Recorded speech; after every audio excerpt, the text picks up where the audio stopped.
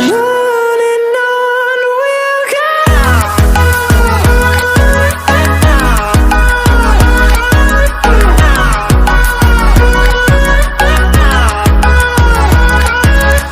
So, hello my dear students, yes, today we are going to learn the new topics, important topics and the blueprint as well as examination pattern of economics. Yes, आज हमारे economics की बारी है, तो आज हम economics पढ़ने वाले हैं, right?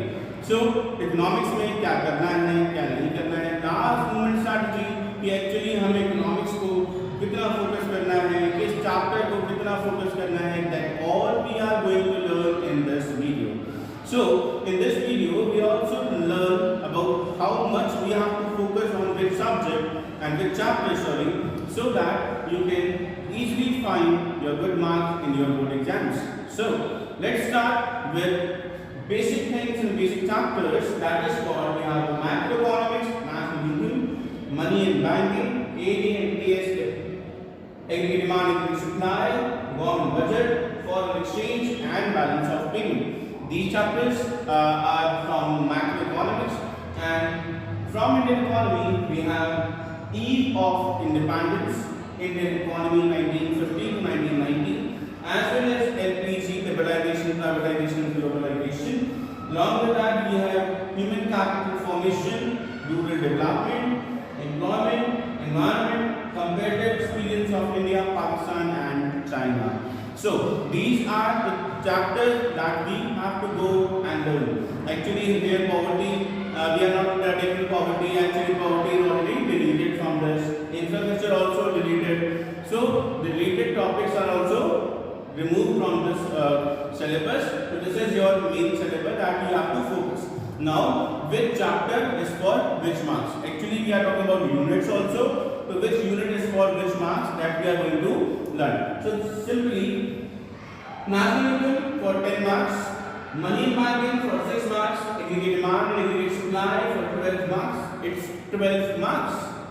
Government budget for 6 marks, foreign exchange 3 marks, balance of payment 3 marks. In Indian economy, we have first chapter called Indian economy, the eve of independence, that is called only 1 mark, because it should not be कि एक number का आ सकता है. Actually problem is what कि यहाँ पर जो हमें सैंपल पेपर इशू है ना, उसके हिसाब से सिर्फ एक ही नंबर क्वेश्चन पूछा गया है, इसलिए हमने यहाँ पर उसको क्या लिया है, 1 मार्क में लिया है.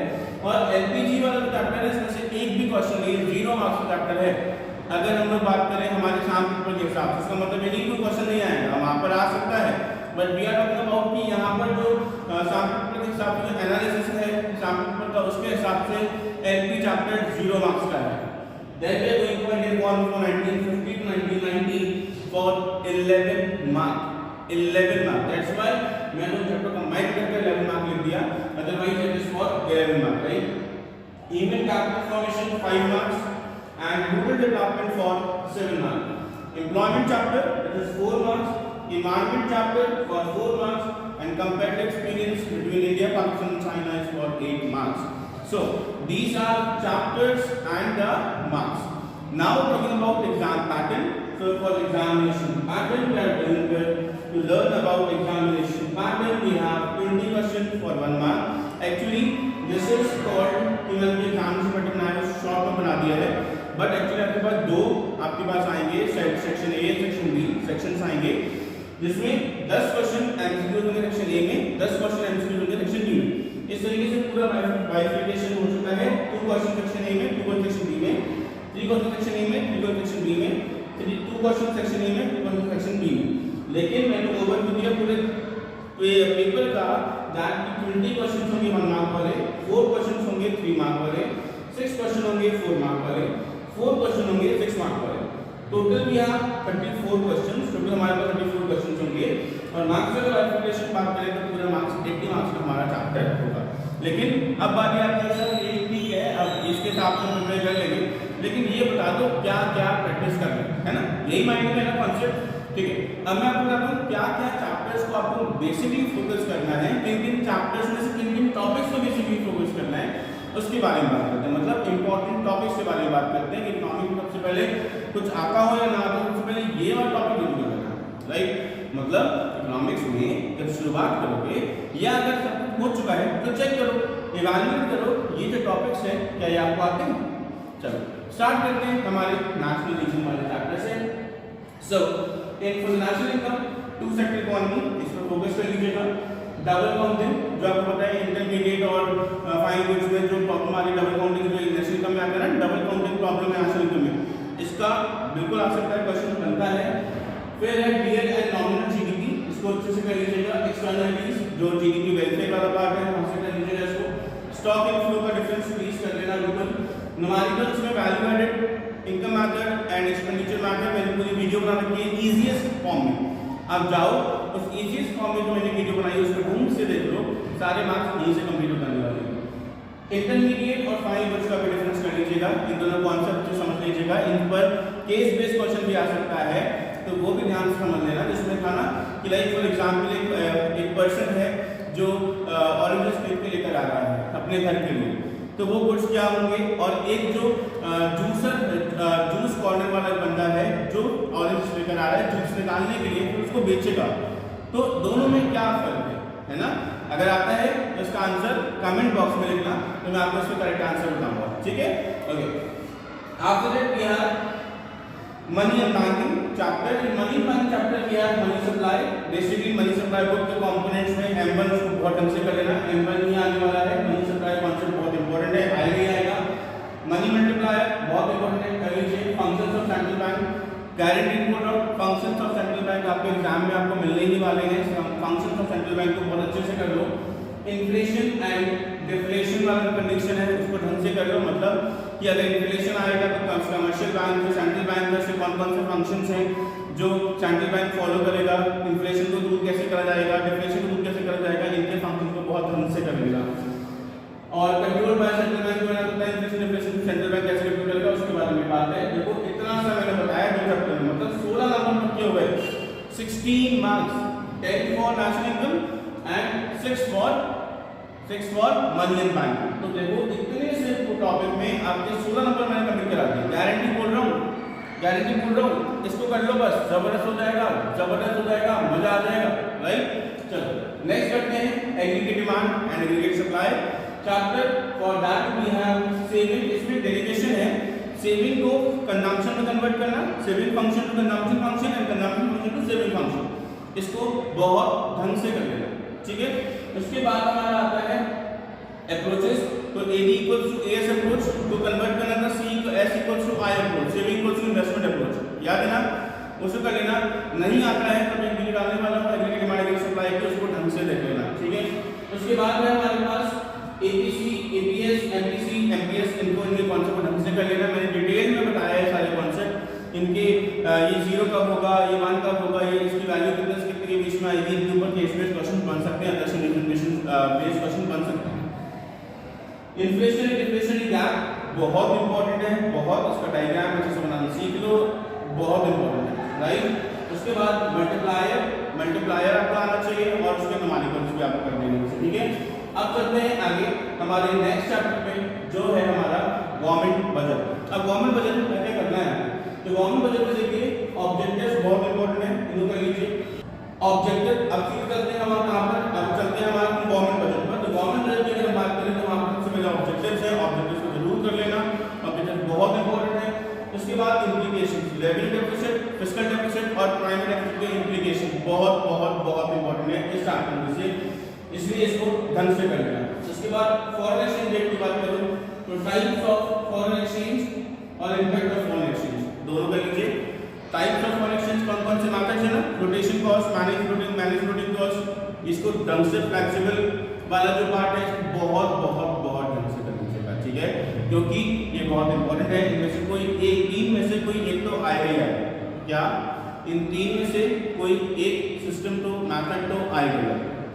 उसके बाद impact on foreign exchange rate, उसका इम्पैक्ट क्या करता पड़ता है फॉरेन एक्सचेंज रेट पे, इसको जब करना है। संगनी करेंसी डेप्रिसिएशन और करेंसी एप्रिसिएशन कॉन्सेप्ट को बहुत ढंग से समझ लेना, इसके ऊपर क्वेश्चन बिल्कुल आएंगे। फिर बात करते हैं बैलेंस ऑफ पेमेंट की। अगर बैलेंस ऑफ पेमेंट की बात करें तो current account capital account components याद कर लो, ठीक है। क्या करंट अकाउंट और कैपिटल अकाउंट कंपोनेंट्स क्या है, करंट अकाउंट कंपोनेंट्स क्या थे, लिखो कमेंट बॉक्स में क्या थे करंट अकाउंट के कंपोनेंट्स। हाँ, दैट इज कॉल्ड, देखो करंट अकाउंट के अगर हम कंपोनेंट्स की बात करें बेटा, तो करंट अकाउंट कंपोनेंट्स हमारे पास एक तो कौन सा यूनिलैटरल ट्रांसफर, राइट, और क्या है जो टेंजिबल गुड्स थे उसके बारे में बताया उसके अंदर, है ना, जिसे हम बोलते हैं विजिबल गुड्स और invisible goods, invisible items, visible items लिखे हैं ना। तो ये तीन है करंट में, विजिबल आइटम, इनविजिबल आइटम और यूनिलैटरल, है ना।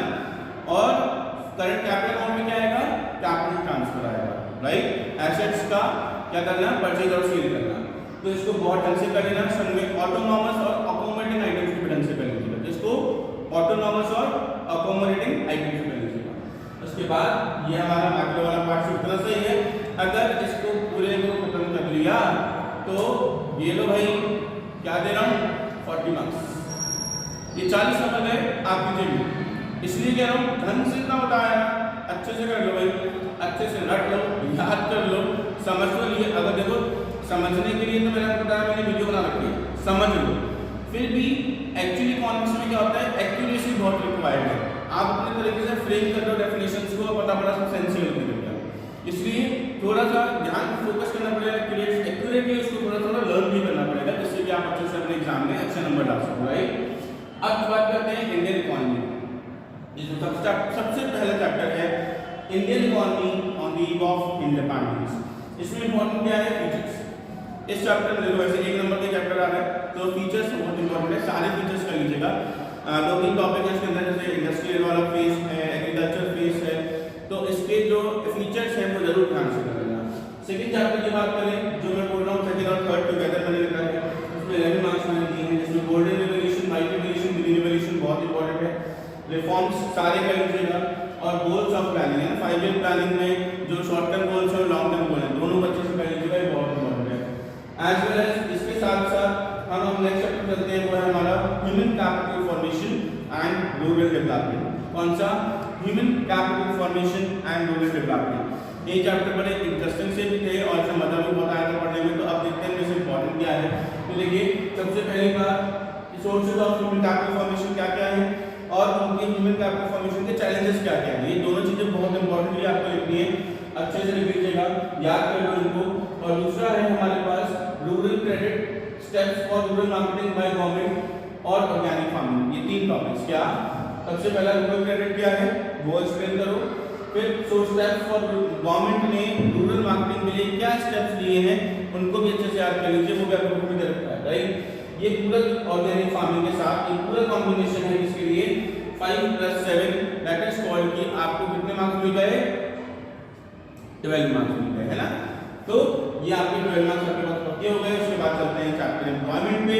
एम्प्लॉयमेंट की बात करें तो इसमें हमको क्या क्या करना है वो देख लो। एम्प्लॉयमेंट में लेबर सप्लाई, लेबर फोर्स बहुत इंपॉर्टेंट है, कर लीजिए। Types of unemployment, disguise unemployment, seasonal employment, cyclic employment, सारे के सारे चीजें आप कर लीजिएगा। और सबसे important topic informalisation and casualisation, इसको भी अच्छे से याद कर लो, राइट। ये हो गया हमारा एम्प्लॉयमेंट। अब चलते हैं हमारे पास इन्वायरमेंट पर। मैं इन्वायरमेंट में एक टॉपिक दे रहा हूँ, सस्टेनेबल डेवलपमेंट, इसको अच्छे से कर लो। सस्टेनेबल डेवलपमेंट के इफेक्ट्स जो है वो सारी चीजें, सस्टेनेबल डेवलपमेंट का पूरा टॉपिक ढंग से क्लियर कर लो, क्योंकि पोल्यूशंस क्या होते हैं, उनके कारण क्या हैं, उनके कॉजेस क्या हैं, वो सब आपको पहले से पता है और लिख पाओगे, बचपन से करते आ रहे हो ना। सिर्फ सस्टेनेबल डेवलपमेंट को बेसिक फोकस कर लो। और comparative experience of India, Pakistan, China, ये लास्ट चैप्टर है, ये बड़ा इंटरेस्टिंग चैप्टर था, आपको मजा भी आया होगा, क्योंकि हमारी कंट्री का और किससे कंपैरिजन हो रहा है, पाकिस्तान से कंपैरिजन हो रहा है बेसिकली, और चाइना से हो रहा है। तो चैप्टर को पढ़ाने में मुझे बड़ा मजा आया था, आपको पढ़ने में बड़ा मजा आया, है ना। तो देखो इसमें हम क्या कर रहे हैं, डेमोग्राफिक इंडिकेटर्स कर लो, बहुत इंपॉर्टेंट है। और ग्रोथ स्ट्रैटेजी, डेवलपमेंट स्ट्रैटेजीज क्या क्या है, और तीनों ने कौन कौन सी स्ट्रैटेजीज को अपनाया, फिर भी ये आगे पीछे क्यों रहे, और पाकिस्तान जो है अब इतना ज़्यादा बैकवर्ड क्यों होता जा रहा है, इसके पीछे भी आपको सोल्यूशन देना होगा। मतलब आपको मेरी पहले पुरानी वाली वीडियोस देखनी होगी, जिससे मैंने सब कुछ डिस्कस किया है। आई होप कि अगर आप इतना सब कुछ कर लोगे जो सफिशिएंट है, आप चाहोगे इसका स्क्रीनशॉट ले लो, ये सफिशिएंट है बिल्कुल। और इसकी सफिशिएंसी जो है वो क्या है कि आपको अच्छे मार्क्स दिलाएगी। इसलिए बी श्योर कि आप ढंग से इसकी प्रैक्टिस कर लो बेटा, ढंग से इसको लर्न कर लो, और सारी वीडियोस 1 बाय 1 डालता रहूँगा, उनको भी देखते रहिएगा। That is called all the best all of you, thank you.